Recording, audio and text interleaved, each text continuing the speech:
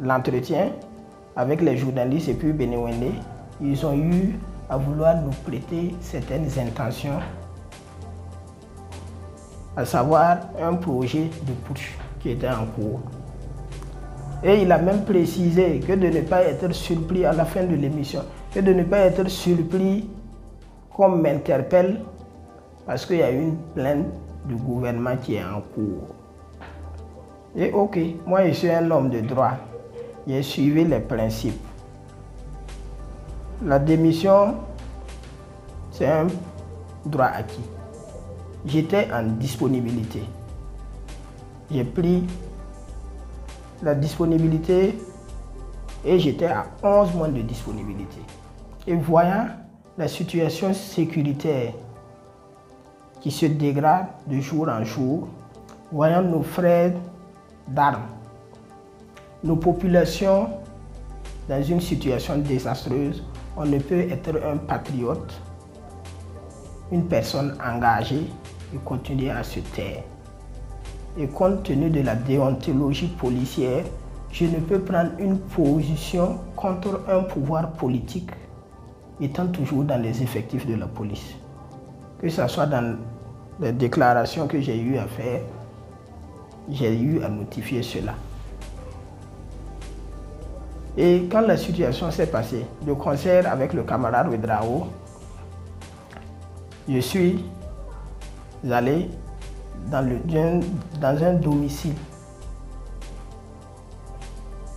et on a fait appel aux éléments en tenue civile.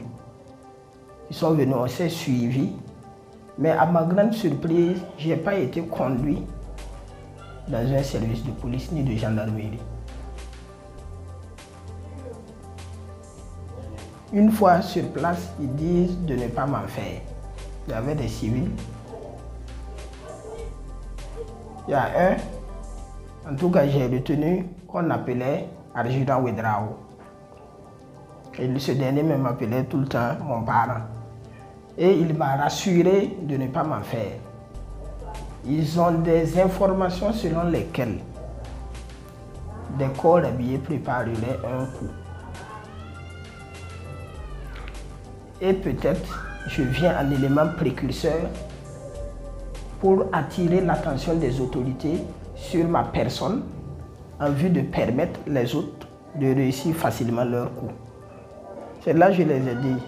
Les gens ont toujours chanté que nous on préparait un putsch. Avec mes acquaintances, avec les militaires, parce qu'ayant accompagné l'armée dans une situation de crise, notamment après les événements du coup d'État de 2015, que j'ai eu peut-être à tisser des liens qui m'ont permis de monter un coup avec les militaires où je devrais faire en sorte que les gens prêtent beaucoup attention sur ma personne afin que les autres réussissent. Et là, je les ai dit, pour un coup d'État, depuis les histoires de coups d'État que nous connaissons, avez-vous déjà vu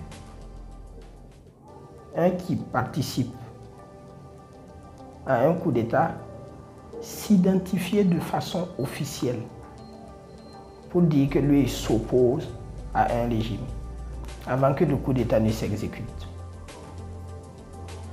Moi, je l'ai fait par patriotisme. Mes raisons sont bien citées dans ma lettre de démission.